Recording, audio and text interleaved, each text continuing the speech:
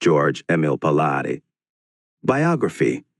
George Emil Palade was born on November 19, 1912. In Iasi, Romania, he pursued his medical degree at the University of Bucharest, where he developed a deep interest in cell biology.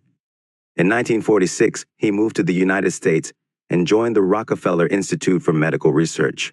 Palade's career in the U.S. was marked by significant discoveries in the field of cell biology, leading to his appointment as a professor at Yale University and later at the University of California, San Diego. Contributions. George Palade's contributions to cell biology are extensive and groundbreaking. Some of his most notable work includes 1. Ribosomes and protein synthesis. Palade's use of electron microscopy allowed him to identify ribosomes, the cellular structures responsible for protein synthesis. He demonstrated that ribosomes are attached to the endoplasmic reticulum, leading to the concept of the rough R. 2.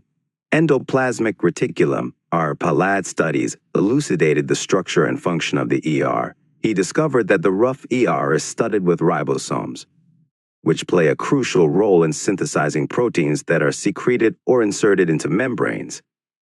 3. Secretory pathway.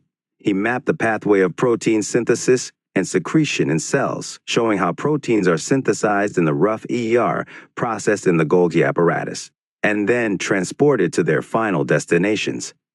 This work provided a fundamental understanding of how cells produce and transport proteins. 4. Nobel Prize. In 1974, George Palade was awarded the Nobel Prize in Physiology or Medicine, along with Albert Claude and Christian de Duve, for their discoveries concerning the structural and functional organization of the cell. Palade's work laid the foundation for modern cell biology, helping scientists understand the intricate details of cellular processes.